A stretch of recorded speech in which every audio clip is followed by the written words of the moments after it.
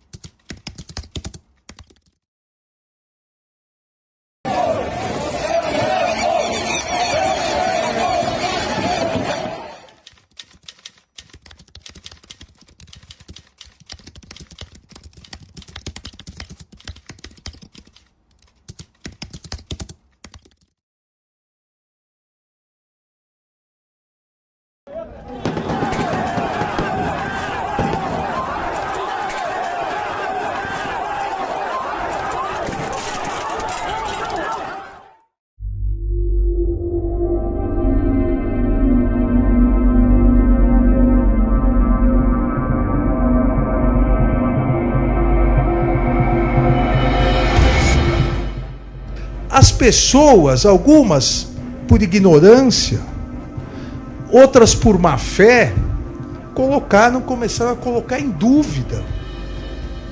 E colocar em dúvida as urnas eletrônicas, colocar em dúvida a justiça eleitoral, foi colocar em dúvida a democracia brasileira.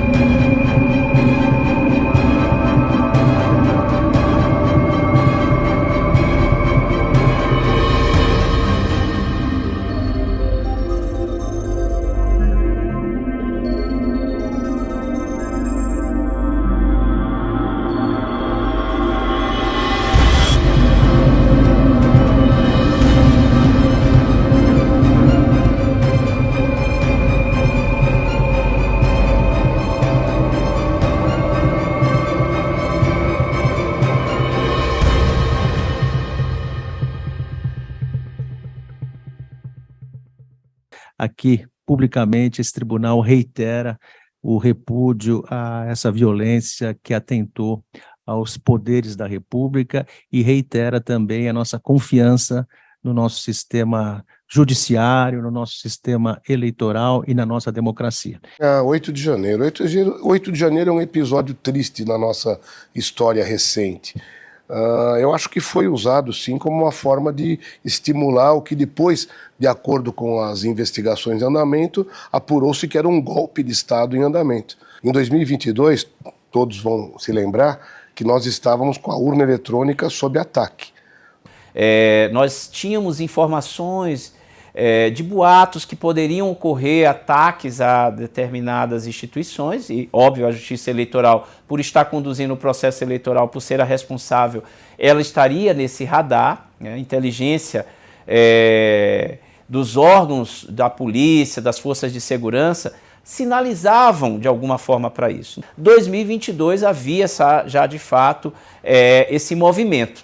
Tanto é que isso acaba de fato infelizmente, se materializando no dia 8 de janeiro, quando o Supremo, o Congresso Nacional e o Palácio do Executivo foram atacados. A reação ela veio um pouco retardada.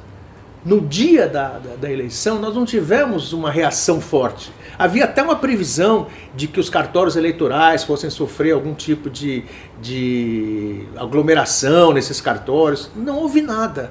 Até estranhamos. E uma expectativa de que alguma coisa fosse acontecer. E nesse período, se vocês puderem lembrar, houve muita desinformação, né?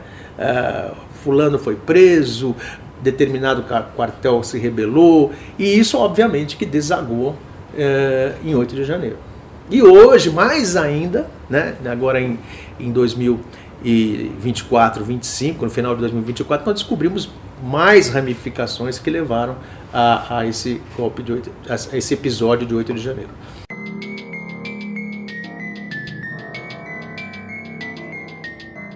Parece que o assunto das fake news é de um passado recente, mas não é.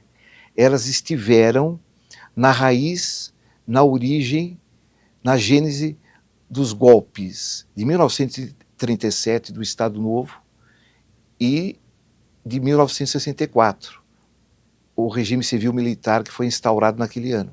O presidente da República poderá decretar o recesso do Congresso Nacional, das Assembleias Legislativas e das Câmaras de Vereadores por ato complementar em estado de sítio ou fora dele, só voltando os mesmos a funcionar quando convocados pelo presidente da República. Poderá suspender os direitos políticos de quaisquer cidadãos pelo prazo de 10 anos e cassar mandatos eletivos federais, estaduais e municipais. Mas, às favas, senhor presidente, neste momento, todos os escrúpulos de consciência. Em 30 de setembro de 1937, foi divulgado um suposto plano de ação comunista de tomada do poder, o famigerado Plano Cohen. Foi divulgado para pavimentar o terreno que resultaria no golpe do Estado Novo em 10 de novembro de 1937.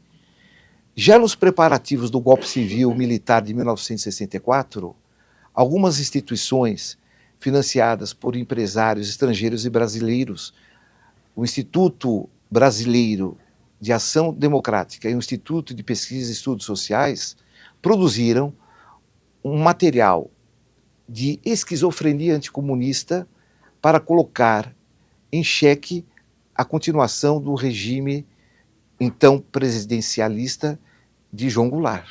Os dois institutos foram objeto de uma comissão parlamentar de inquérito na Câmara dos Deputados. Essa CPI, aliás, tinha como vice-presidente o deputado federal eleito por São Paulo, Rubens Paiva, que depois viria a ser morto pela ditadura em 1971. Em ambas as situações, a ameaça comunista, se transformando numa grande esquizofrenia coletiva, acabou sendo a matéria-prima para a motivação da perpetração desses dois golpes, o de 37 e o de 64.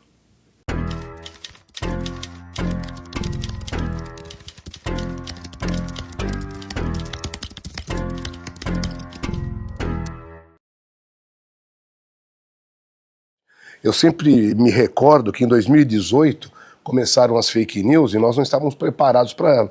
Fomos pegos de surpresa com as fake news. E em 2018 ocorreu o fenômeno que colocou o funcionamento, a eficácia das urnas eletrônicas em xeque. Isso foi realmente uma grande surpresa e o TSE não estava preparado para isso, o TRE também não estava.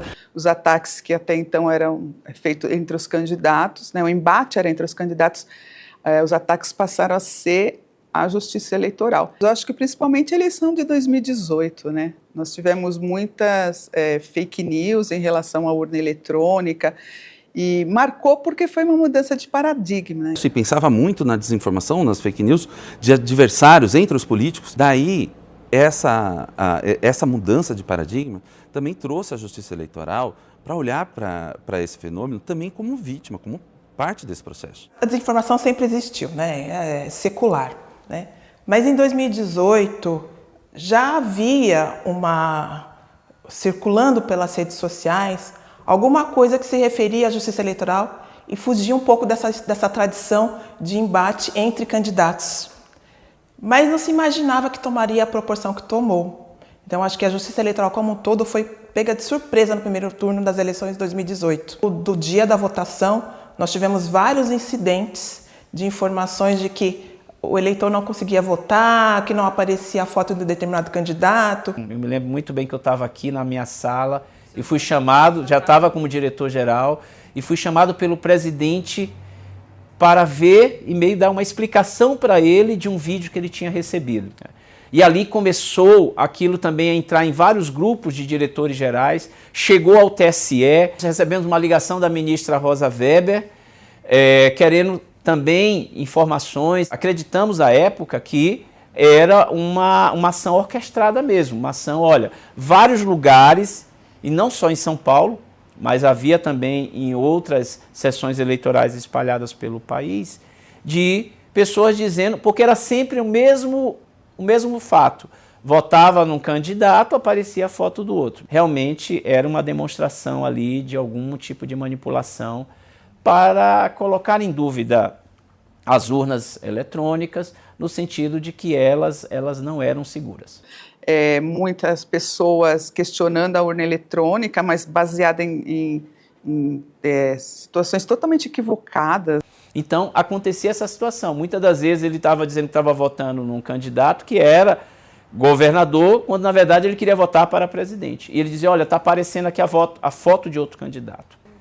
Tinha essa situação que ele criava votando realmente para um candidato que nem sequer existia e filmava, né? A Polícia Federal chegou, inclusive, a atuar nessas apurações desses vídeos. Agora, o que houve em 2018 foi muita desinformação em relação ao processo eleitoral como um todo. Eu acredito que isso realmente foi tudo muito arquitetado, na minha visão.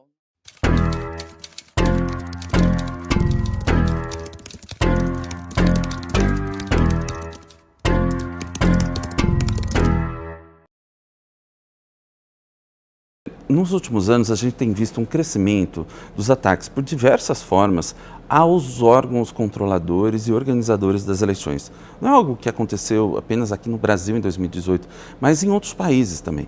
Por exemplo, na eleição norte-americana, nos Estados Unidos, questionou-se a integridade do sistema de coleta de voto pelos Correios.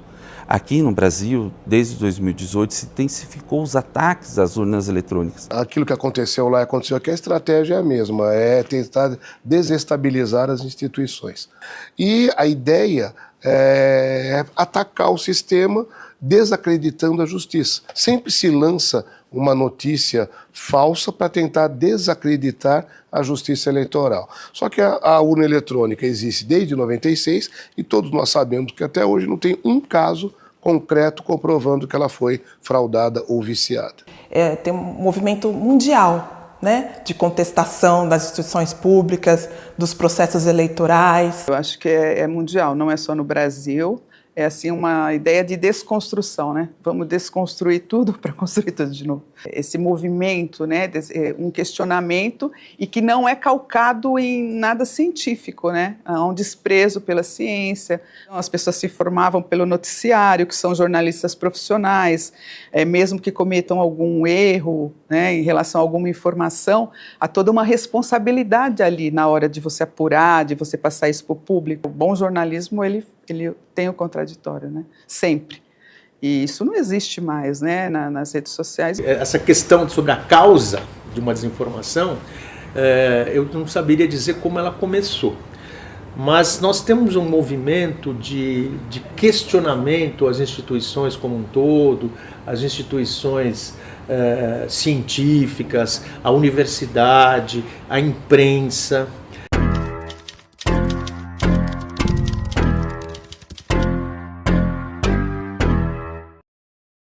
Esse fenômeno eu tenho estudado ele desde 2015. Antes não se chamava fake news, chamava desordem informacional. Eu acho esse nome muito melhor. Mas em 2016, na eleição estadunidense entre Trump e Hillary Clinton, ela ganhou o apelido e um marqueteiro, que foi justamente Trump, e apelidou de fake news. A partir de então, essa expressão ganhou o mundo e o desafio chamou a atenção do mundo também. A desinformação existe desde que o mundo é mundo. O que acontece nos dias atuais é a velocidade com que a desinformação se propaga, né? Movida pela tecnologia. Então, assim, a diferença é essa. É a mesma coisa de você soltar as penas de um travesseiro no alto do edifício. O travesseiro tem 1000 penas, talvez você recolha 500. E as outras 500? Já se espalharam, já estão causando os seus efeitos e você não consegue mais recuperar. O ponto central é que a internet modifica a figura do eleitorado nesse processo. Eu sempre pensei as eleições como um grande jogo, um game. E vamos imaginar um jogo de futebol, por exemplo, onde você tem ali o campo. Tradicionalmente, o que você tem? Você tem as jogadoras, os jogadores, que poderiam ser os candidatos, candidatas, os partidos políticos. Você tem a arbitragem, poderia ser a justiça eleitoral ali. Você tem as regras, que poderiam ser toda a normatização eleitoral. E antes da internet vir e ser acessível a todos e vir nesse processo eleitoral, o eleitorado, nessa enorme figura, ocupava o espaço da arquibancada nesse jogo. Porque afinal ele podia torcer, votar, gritar, mas ele não podia criar um conteúdo de amplo alcance. Ele podia convencer as pessoas ali que ele estava ao redor, os seus familiares, os amigos de escola ou de igreja, mas ele não podia ir além disso. Com a internet, me parece que é como se esse alambrado fosse rompido e o eleitorado fosse a campo. Porque agora nós temos eleitores que podem ter uma audiência muito maior, uma audiência que talvez nunca nenhum candidato no mundo teve. E ter lá com seus milhões de seguidores e as formas de trazer. Daí, isso desafia todo o regramento eleitoral, que é baseado num sistema como a TV e o rádio, que é um sistema muito fechado e fácil de controlar. Porque a rádio, tanto a rádio quanto a TV, tem concessão pública, tem dono ou dona, tem curadoria, pode ser fechada. O que era escasso se transforma em infinito, o que tinha dono e curadoria se transforma num espaço self-service, onde você mesmo, como usuário, passa a ser curador desse conteúdo. Então, os tempos mudaram. Talvez um dia a regulação olhe para esse desafio, mas o fato é que esse fenômeno acabou trazendo para a justiça eleitoral esses 150 milhões de eleitores também como players desse jogo. E os nossos desafios têm que tratar dessa enorme dificuldade.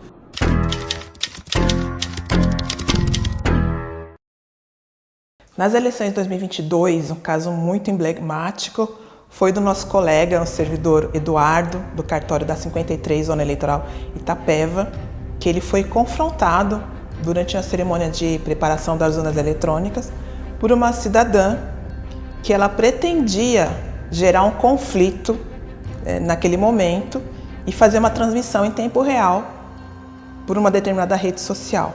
No dia 25 de setembro de 2022, depois do almoço, adentrou nas instalações uma senhora, ela que questionou por que nós estávamos fazendo a carga das urnas num espaço que não era o cartório eleitoral. E questionou de maneira bastante incisiva, né, que nós estávamos cometendo irregularidades. Ela tumultuou os trabalhos naquele dia, ela caluniou os servidores dizendo que nós estávamos fazendo algum tipo de manipulação das urnas eletrônicas, né, e chegou a proferir ameaças. Se no final do resultado o candidato dela não tivesse uma votação expressiva, nós, servidores, iríamos pagar. É muito difícil toda essa parte tecnológica da urna, você passar isso para o senso comum. Então, é por aí que eles pegam, né? Eu acho, quem acaba querendo desacreditar a urna eletrônica. Para você contar como são as auditorias, né? Todos os testes foram tão ampliados, mas na hora de explicar tudo isso, é muito complicado, né? Às vezes a pessoa também ela não quer essas informações, ela não quer entrar nesse mundo, ela não quer conhecer os detalhes da urna eletrônica. Ela não gosta de determinado candidato, e eu gosto do outro candidato. Então, o que falarem mal do outro, eu pego aquilo. Ela ensinou várias vezes que a urna eletrônica deveria imprimir o voto. Só a impressão do voto é que daria segurança. A urna nasceu com o voto impresso. Então, em 96, quando ela foi implantada, nós tínhamos a impressão do voto. Essa era uma lei, a 9.100, que depois, em 97, nós tivemos uma lei nova, que perdura até hoje, que é 9.504, e essa lei não trouxe a necessidade do voto impresso. Por quê? Porque nós tivemos muitos problemas com a impressão. Porque você tem um equipamento eletrônico e você tem algo mecânico acoplado ali. Então, o eletrônico funciona bem e o mecânico ele dá problema. Sim, a Justiça Eleitoral já comprovou isso. Tanto nessa primeira experiência, em 96, com essa impressão, então muitas impressoras quebraram, aquela urna passou para votação manual. E em 2002 também, que foi feita uma grande experiência, foi 100% no Distrito Federal, Sergipe, e os estados fizeram em algumas cidades. Nós tivemos muitos problemas. Para você ter uma ideia, no DF, algumas sessões votaram até 1h da manhã. Nós já tivemos experiências na Justiça Eleitoral com voto impresso, né, e nós observamos que não agregou uma maior segurança, muito pelo contrário, né? Nós tivemos um número de eleitores na fila muito maior, atrasos em razão de problemas nesse equipamento mecânico. Imaginem contar milhões de votos, né? Qual a chance de erro? Inclusive, né, podem ocorrer desvios intencionais, né? Um voto ele pode ser alterado, um papel pode ser perdido, né, de forma intencional. Então, não há como comparar, em termos de segurança, uma urna eletrônica com o voto impresso. A partir do momento que você traz a impressão do voto, você traz a intervenção humana, e foi essa intervenção humana que nós tínhamos problemas antigamente de fraudes, de mapismo, de alteração de resultados, né? Não há dúvida que o voto eletrônico foi desenvolvido para evitar aquela situação crônica de fraudes que ocorria durante as votações em cédulas de papel. No Distrito Federal, cada eleitor deverá colocar na sobrecarta 6 cédulas para presidente, vice-presidente, 2 senadores, deputado e vereador. Nos estados, ainda haverá cédulas para governador, vice-governador e deputado estadual. E em grande número de municípios, para prefeito, vice-prefeito e juiz de paz. Na época das eleições com cédula de papel, algumas situações fraudulentas se verificavam. Uma delas, ainda na própria sessão eleitoral, quando os mesários conluiados falsificavam ao final da votação as cédulas com os nomes dos seus candidatos. Também, na apuração, se verificava o chamado mapismo, quando os votos eram enviesados, deturpados por quem estava registrando a ata geral de apuração daquela junta. A votação começará às 8 horas da manhã e prosseguirá até final.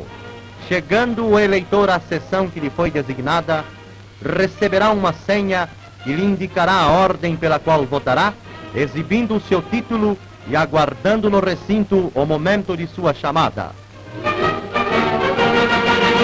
Acudindo à chamada do número de sua senha, o eleitor apresentará ao presidente o seu título. Verificado que o seu nome consta da folha de votação e que o título está em ordem, o eleitor assinará em duplicata as folhas de votação. Vá munido de suas cédulas, que devem ser impressas ou datilografadas, e que não poderão conter nomes riscados ou quaisquer sinais. Logo após, receberá uma sobrecarta vazia, rubricada pelo presidente. Em seguida, o eleitor se dirigirá para o gabinete indevassável, onde não poderá demorar mais de 1 minuto. Aí colocará as suas cédulas na sobrecarta. As cédulas para deputado poderão conter simplesmente o nome do partido ou deste a de um candidato do mesmo partido. Saindo do gabinete, o eleitor exibirá a sobrecarta ao presidente e fiscais de partido. A seguir, depositará a sobrecarta na urna e receberá o seu título devidamente rubricado. O voto é obrigatório, direto e secreto. Numa democracia, todo o poder emana do povo e em seu nome será exercido. Havendo qualquer dúvida, a mesa aceita o voto impugnando-o. Vemos o modo de proceder quando uma eleitora criou uma situação pendente. O voto é colocado em outra sobrecarta diante da mesa e colocado na urna. É preciso que ninguém se esqueça e que não deve receber cédulas num raio de 100 metros do local em que vai votar. Recomenda-se que leve no bolso as cédulas dos candidatos de sua escolha, uma vez que na cabine indevassável não é possível que se encontre as cédulas de todos os candidatos. Esta providência determinará também o mais rápido andamento dos trabalhos. A Justiça Eleitoral brasileira está vivendo este ano um dos seus momentos históricos e que, sem dúvida nenhuma, ficará permanentemente marcado na história das eleições que virão durante os próximos anos, qual seja a implementação do voto eletrônico. Bem, a Justiça Eleitoral ela teve muitos desafios com essa implantação, porque, na verdade, nós íamos mudar a forma do registro, mudamos a forma do registro do voto. Então, o eleitor que estava acostumado a votar em cédulas, ele iria votar numa urna eletrônica, né? Este ano teremos eleições para prefeito e vereadores. A novidade é o sistema eletrônico de votação nos municípios com mais de 200 mil eleitores. No caso da eleição majoritária, assinalava um X num quadradinho na frente do nome do candidato e do número. E no caso da eleição proporcional, você preenchia uma cédula ou você colocava o nome, a variante ou o número, mas normalmente era o nome que era colocado. Então esse era um outro desafio. Além de votar numa máquina, você também teria que votar em números. Então tudo isso trouxe bastante preocupação para a Justiça Eleitoral, para ela treinar o eleitorado. Nessa mudança realmente de paradigma, que foi muito grande.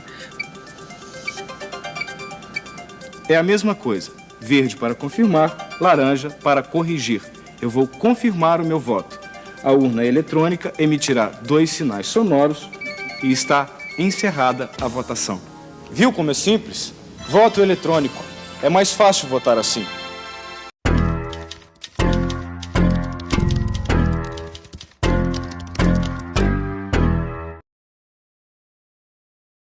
Sim, as urnas eletrônicas são seguras. Um dos motivos da segurança é muito simples. As urnas eletrônicas não são conectadas à internet nem a nenhuma rede.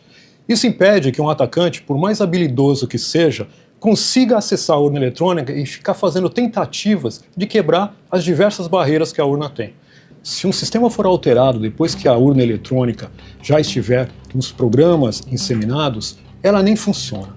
Como isso acontece? A urna eletrônica possui um dispositivo interno denominado hardware de segurança. Ele verifica as assinaturas digitais dos programas que foram instalados. Então, toda vez que a urna eletrônica é ligada, é feita essa checagem, identificando que algum arquivo não possui a integridade e autenticidade esperada, ela para de funcionar. É possível fazer auditoria nas urnas eletrônicas em vários momentos, antes, durante e após as eleições. A urna eletrônica permite a recontagem de votos e permite, inclusive, que seja feita uma auditoria pelo próprio eleitor. Ao término da votação, a urna eletrônica emite um relatório chamado boletim de urna. O boletim de urna, ele é a apuração daquela urna eletrônica. Ele tem o resultado dos votos, resultado da apuração daquela sessão eleitoral. O resultado da apuração é transmitido para o TSE. O TSE publica esse resultado após a totalização na internet. O eleitor, ele pode comparar o resultado impresso no boletim de urna com o resultado divulgado para fazer a sua própria auditoria, para ter a certeza que as informações são as mesmas, e o resultado é o mesmo. É um folclore na cabeça de alguns eleitores achar que é possível manipular o resultado das eleições. Não tem como. O sistema é único. E esse sistema, ele é testado, ele é demonstrado que ele não é passível de ser manipulado o resultado dela. Ou seja, o que a Justiça Eleitoral faz é garantir que o eleitor, ao digitar ali o seu voto, é o resultado que vai se ter das urnas. Fazendo um retrospecto, eu entendo que ela queria viralizar, queria causar. Ela chegou com o celular em punho. No fundo, a gente pensa muito na desinformação como um engano, como uma ignorância sobre um tema. E ela é muito mais que isso. Ela tem uma atuação num campo racional, mas ela tem uma grande camada no campo emocional. Há um tempo atrás eu fiz uma experiência com os meus alunos no qual eles foram checadores dos grupos de WhatsApp da família deles. A maior quantidade de respostas que a gente teve, checando envolvendo mais de 1000 pessoas nesses processos dos grupos, né, que acabou alcançando, foi representada pela seguinte frase: tá bom, é fake, mas bem que poderia ser verdade. Eu achei isso tão fascinante, porque se a pessoa está falando que reconhece que é falso, né, ou enganoso, e que poderia ser verdade, ela está implicitamente dizendo que ela não está nem aí se é verdade ou mentira. E por que essa pessoa não está preocupada se é verdade ou mentira? Porque essa pessoa, ela está tratando isso com a característica emocional. A gente não está mais no campo do certo e errado, a gente está no campo do amor e ódio, do medo e da raiva. Era uma cidadã equivocada na maneira de formular as perguntas, na maneira da natureza do que ela estava querendo saber, mas era um cidadão que tinha que ser esclarecido. Então, eu entendia que, na medida do possível, com os meus conhecimentos técnicos, eu tentei argumentar a explicação. Os procedimentos são corretos, por que a urna é confiável, por que o procedimento é seguro. No começo de 2022, o ministro Edson Fachin, ele criou aquele grupo de enfrentamento à desinformação. Eu participei desde o início, assisti todos os webinários específicos sobre segurança da urna eletrônica, assisti também treinamentos do próprio tribunal e da Escola de Justiça Eleitoral Paulista. Então eu me qualifiquei e também ingressei nessa frente de combate, de enfrentamento à desinformação. Tudo isso me deu algum tipo de bagagem para enfrentar essa senhora. E ele se deparou com essa situação e ele conseguiu, com calma, com ativez, com muita inteligência emocional, lidar com aquilo, prestando todas as informações que foram solicitadas por essa cidadã, sem entrar na armadilha de um conflito entre justiça eleitoral e a cidadã. Ele teve um desempenho extraordinário, eu diria. Foi reconhecido merecidamente pelo tribunal com uma condecoração, que é a nossa medalha Mário Guimarães, né, em reconhecimento à proteção que ele deu para a imagem da justiça eleitoral. Eu acho que ele foi um símbolo dessa eleição de 2022. Ele recebeu essa homenagem justamente por isso. Eu telefonei para ele no dia que isso aconteceu e mostrou a serenidade de quem confia na instituição em que trabalha. Na metade do dia, da manhã, eu recebi uma ligação. Eu não costumo atender, mas eu vi que era o prefixo do tribunal. Eu gelei. A assessora falou, olha, o doutor Paulo Galizia quer falar com você, Eduardo. De uma maneira assim, extremamente humana, humilde, ligou, apresentou solidariedade e apoio à equipe. Foi um momento bastante comovente.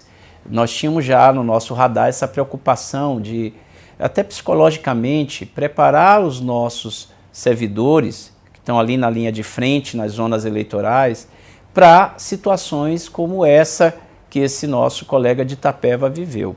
Nós fazemos uma gestão de risco sem acreditar no potencial que o risco de fato existisse. Porque as disputas naquela época, de 2018 para cá, elas são muito acirradas, muito polarizadas e acabavam entrando dentro da residência das pessoas.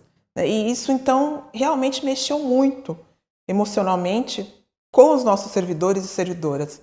A Justiça Eleitoral, que até então era vista como órgão de excelência, se viu da noite para o dia questionada.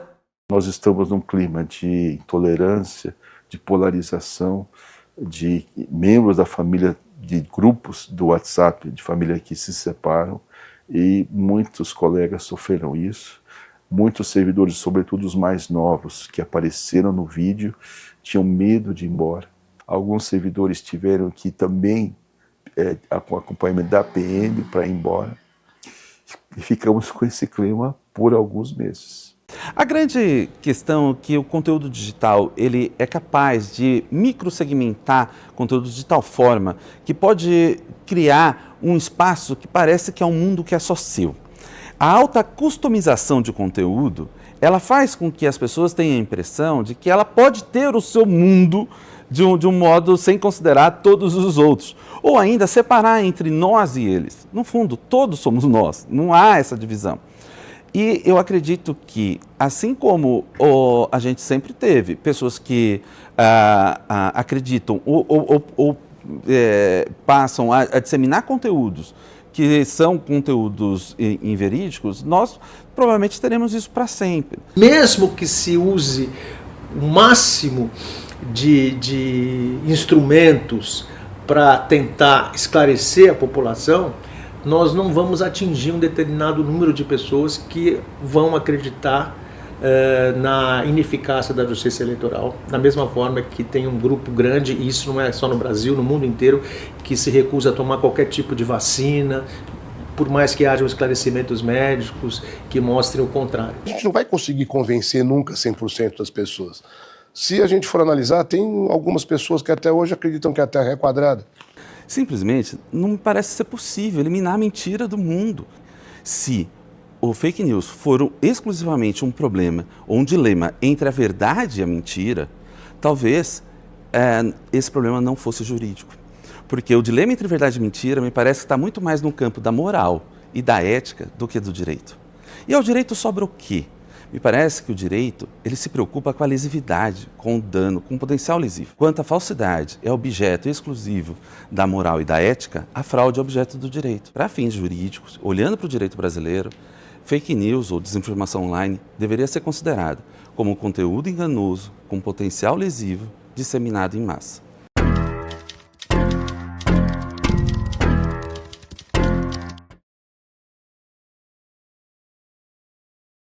Existem usinas de fake news e operando isso e ganhando dinheiro com isso. Fake news é um grande negócio, não é uma piada de mau gosto. Bom, se informação é poder, imagina quanto poder tem a desinformação. Te faz acreditar na mentira, desacreditar na verdade. Eu gostaria muito que a gente olhasse para o desafio da desinformação online também pelo seu fluxo financeiro. Ela gera e tem um fluxo financeiro que seja, por exemplo, pelo clique na economia de atenção. Aqueles conteúdos fakes têm uma tendência a se disseminar muito mais, 7 ou até 10 vezes mais do que um conteúdo verdadeiro. Quanto mais pessoas clicam no conteúdo, mais dinheiro aquela pessoa que dissemina aquele conteúdo recebe. Não, desinformação não é um problema da tia ou do tio do Zap, como pejorativamente a gente acabou fazendo.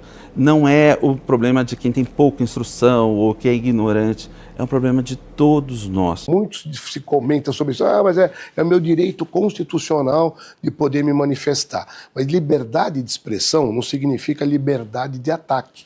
Liberdade de atacar alguém de forma infundada. Meu direito termina onde começa o seu. A internet não é uma terra sem lei. Então, aquilo que você não pode fazer no mundo físico, é óbvio que você também não pode fazer no mundo digital. O que nós precisamos é de uma regulamentação melhor desse mundo digital. O fato é que esse duelo entre liberdade de expressão e desinformação online ele precisa ser visto com muito cuidado. E nenhum direito é absoluto, a própria liberdade de expressão também não é absoluta. No Brasil, por exemplo, o nosso modelo de liberdade de expressão, no período eleitoral, ele sofre diversas restrições. Se eu for, sei lá, fazer uma loja de roupas, eu posso, se as normas daquela cidade permitir, colocar um outdoor, por exemplo. Para a eleição eu não posso. Nós temos as regras. Só que para quem é acostumado no meio digital, ele fala, não me interessa outdoor, não me interessa estar na rua cumprimentando. Eu faço os meus posts, faço os meus cortes, coloco na internet, isso é divulgado para milhões de pessoas e é isso que ele quer. Ele quer ser conhecido e ter esse seu público cativo das mídias sociais. Toda a legislação, isso de uma forma teórica, ela é criada após um fato social. Isso a gente aprende quando entra na faculdade de Direito, né? Um fato social que se repete gera a necessidade de uma regulamentação por parte do Estado como um todo. E, obviamente, que esses ataques, esses fatos eles não podem estar abrangidos por um código eleitoral dos anos 40. A Justiça Eleitoral vai lidar hoje com o fenômeno dos novos perfis das candidaturas que tem origem na exposição mediática desses candidatos. Esses candidatos se tornam populares pelo número de seguidores que eles têm. Eu acho que o desafio vai ser uma adaptação da Justiça Eleitoral a esse novo tipo de candidato, a esse novo tipo de jeito de tratar a política. A forma de fazer campanha mudou totalmente. Não é mais como era antigamente. E a nossa legislação é toda voltada para televisão, para rádio, e a campanha eleitoral agora está nas redes sociais, mudou completamente. Então, assim, a legislação precisa se adequar aos novos tempos, porque a Justiça Eleitoral também, ela tem que seguir a legislação, né? E o ideal é que o Congresso faça a legislação, que ele é o representante do povo para fazer as leis, né? A Justiça Eleitoral acaba criando normas porque há um vácuo, né? Porque o ideal mesmo é que o legislador faça as normas. Então, muitos criticaram, dizendo, mas a Justiça Eleitoral ela foi mais proativa nessas eleições, porque a democracia foi mais atacada nessas eleições. Se a democracia foi atacada, se as regras do jogo foram atacadas, compete à Justiça Eleitoral defendê-las. Defender a democracia, defender as regras do jogo. Consequentemente, a Justiça Eleitoral acabou sendo mais acionada e foi mais proativa também. E o êxito foi com a posse de todos os candidatos eleitos. Então, quem quiser ser diplomado e tomar posse, que ganhe no voto. Se alguém tinha alguma dúvida sobre a importância da atuação dele durante as eleições, essa dúvida foi dissipada pelos acontecimentos de 8 de janeiro. Eu acho que a história vai dar valor ao ministro Alexandre de Moraes, que foi muito corajoso e não se abateu. Ele tem um espírito de uma teimosia no bom sentido, de buscar os objetivos. Ele estava no local certo, na hora certa. Ele conduziu, evitou uma prorrogação dessa situação com mão de ferro. Ele ali foi fundamental para o nosso Poder Judiciário. E não só do ministro Alexandre de Moraes. Eu tive a oportunidade, no meu período de presidência, atuar no final da gestão do ministro Barroso, do ministro Fachin, que foi muito importante, o ministro Fachin que reformulou a questão dos testes de integridade, ele ampliou, convidou todas as instituições, inclusive o próprio Exército, fez uma reunião com os embaixadores, abriu para a observação internacional. O Poder Judiciário soube combater esse ataque, o Legislativo, o Executivo, as instituições funcionaram.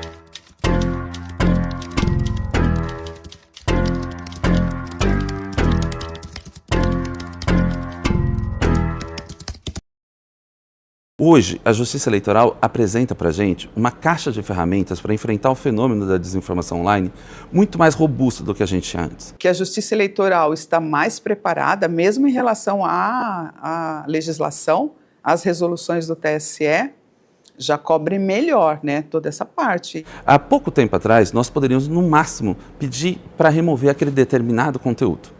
O que não faz sentido, porque no universo digital, a remoção de um conteúdo não representa tanta coisa.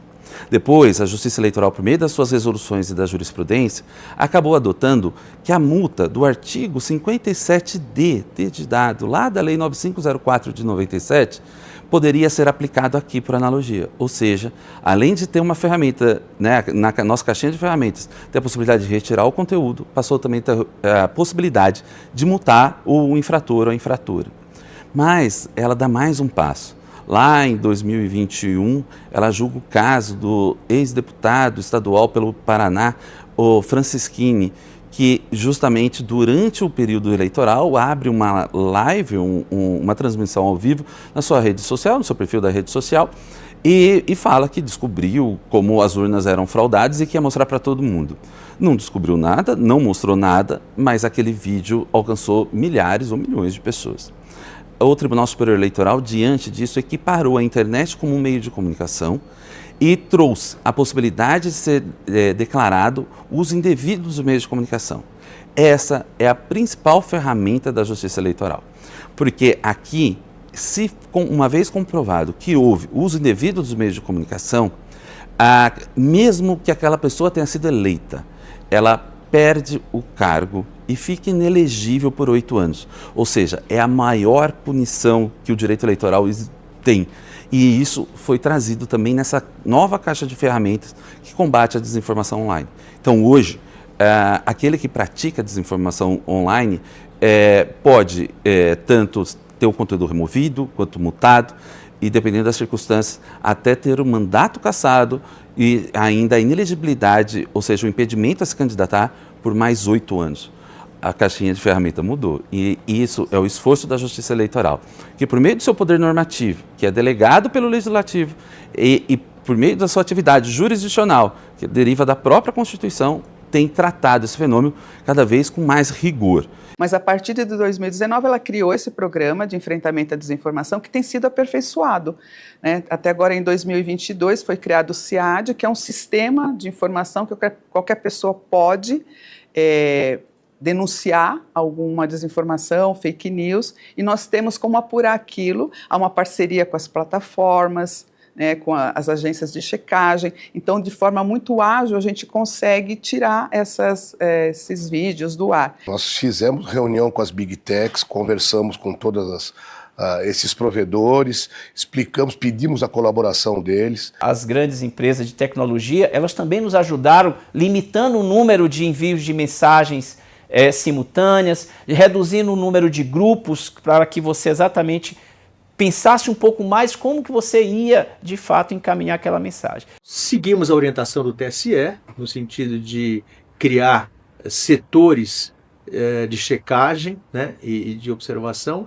Eu também tive a iniciativa de fazer uma reunião com os candidatos na ocasião, pelo menos pedindo que oficialmente, a partir deles, eles tomassem, assinassem um compromisso no sentido de coibir, dentro dos seus respectivos poderes, dos seus respectivos partidos, a utilização das chamadas fake news. A gente montou um núcleo de monitoramento das redes sociais, o Acomface, que tem como objetivo acompanhar a votação nas redes sociais e entender se estão sendo transmitidas desinformações por meio das redes sociais. A gente faz uma análise desse achado e, se a gente entender que é realmente uma desinformação, a gente registra essa desinformação no sistema do TSE. Em 2022, né, que foi a eleição que eu presidi, eu acho que, em termos de fake news, foi uma eleição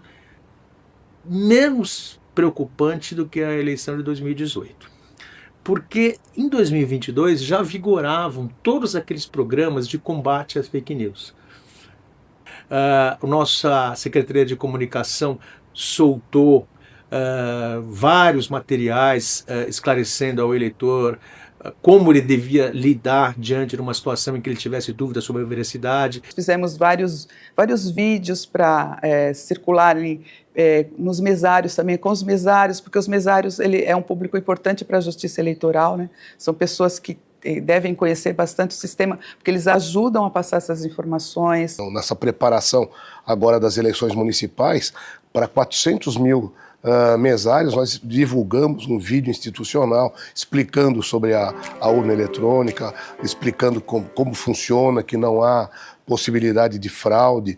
Fizemos campanha na internet, no YouTube, no nosso canal oficial, informando, pedindo para a população que não acreditasse em qualquer coisa que ela ouvisse. O fenômeno da desinformação online, ele nos desafia tanto, porque ele vem de todos os lugares, ele não tem uma única fonte e nem um único alvo. A fragmentação, a difusão é característica desse fenômeno. E daí, muitas vezes, a gente fica procurando uma bala de prata, uma solução única. Mas veja, se o fenômeno ele é tão desafiador por ser tão difuso quanto porque as soluções deveriam ser concentradas. E eu acredito que a solução vem, sim, de modo plural também. Eu acredito que o direito tem um papel na sua repressão, a educação, eu acredito que, inclusive, a ética, a moral, a própria a psicologia, o conhecimento e também diversas outras ferramentas que podem surgir. A literatura, o jornalismo, fundamental nesse processo. Os meios de comunicação são fundamentais de ajudar nessas orientações para o eleitor, e aqui eu realmente reconheço o papel da mídia, de uma forma em geral, nesse processo até educativo mesmo, né? De prestar uma informação para o eleitor.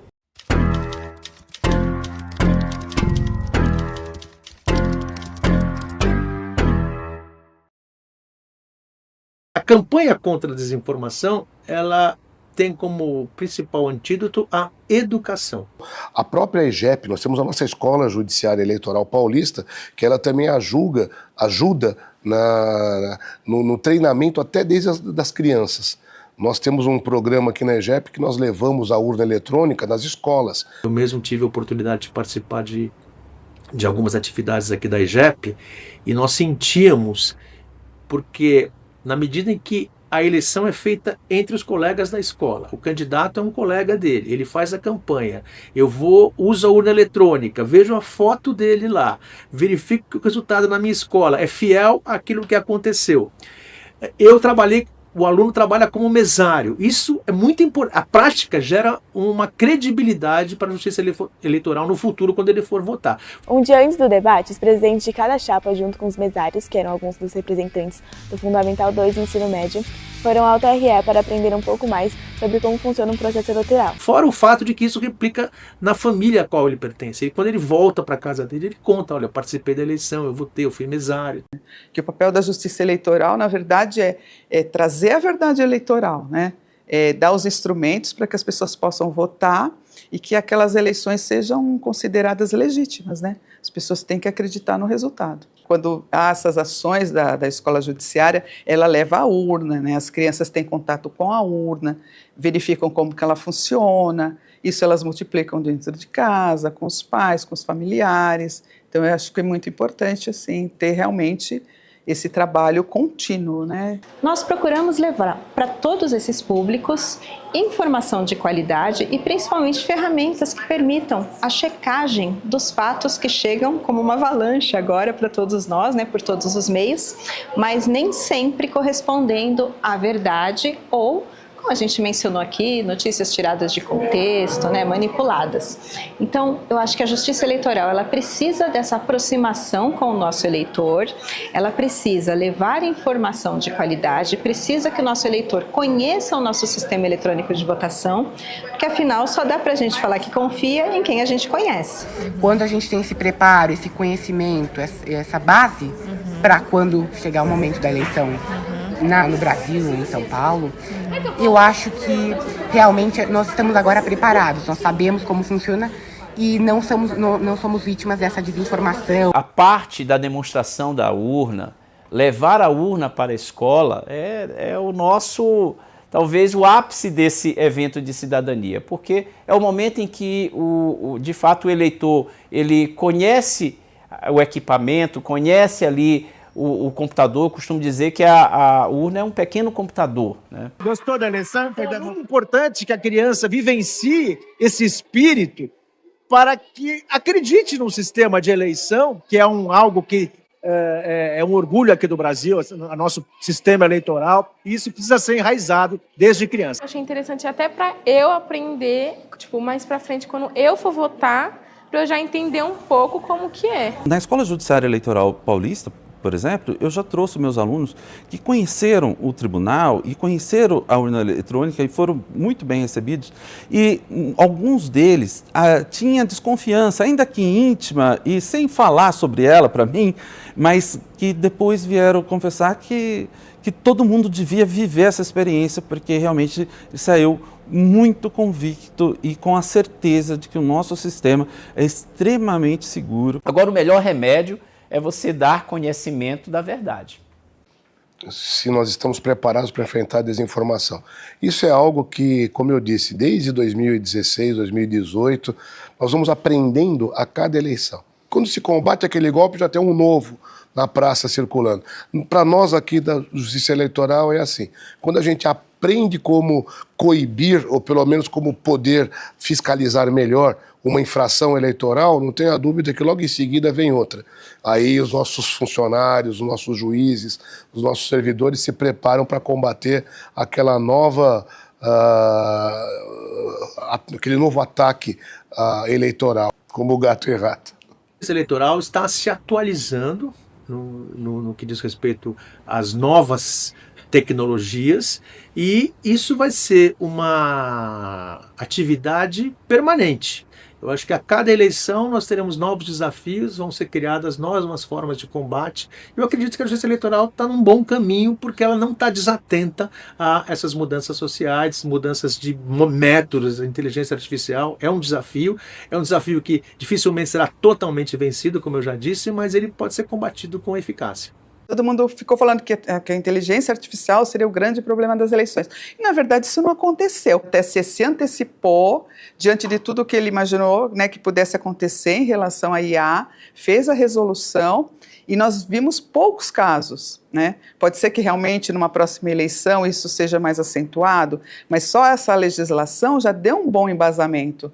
No contexto da segurança da informação, a inteligência artificial ela pode ser considerada tanto uma ameaça quanto uma oportunidade. Como várias outras tecnologias, a inteligência artificial pode ser utilizada para fins indevidos, maliciosos, como para finalidades válidas, benéficas para as organizações. Por um lado, um agente, um atacante, pode utilizar a inteligência artificial para construir um deepfake, né? Para elaborar um código de um programa malicioso, pode construir uma mensagem de e-mail falsa que seja mais convincente. Mas, por outro lado, as organizações também podem fazer o uso da inteligência artificial para identificar eventuais ataques, para analisar comportamentos, para identificar, fazer análise de arquivos, de conteúdos que, porventura, forem encaminhados. O que é importante é que as organizações acompanhem a evolução da tecnologia. Então, eu não sou capaz de dizer que a gente vai vencer a desinformação, né? Eu acho que ela vai mudar para novas formas, mais sofisticadas, e a gente vai ter que se adaptar e tentar antever novos cenários. Eu tenho que ver tendências, né? Então, assim, eu acho que a lição de casa nós estamos fazendo, né? Tentar antecipar tendências e ser não só reativo, mas também proativo. Em 2026, em 2028 em diante, qual será a tecnologia que vai estar sendo utilizada? Então, acho que o desafio da justiça eleitoral é se reinventar continuamente, é não se acomodar, é pensar que a tecnologia vai avançar cada vez mais rápido, em sentidos inesperados, e que a gente deve estar preparado. Então, a gente precisa se antecipar por um futuro que a gente não sabe como será, mas que virá.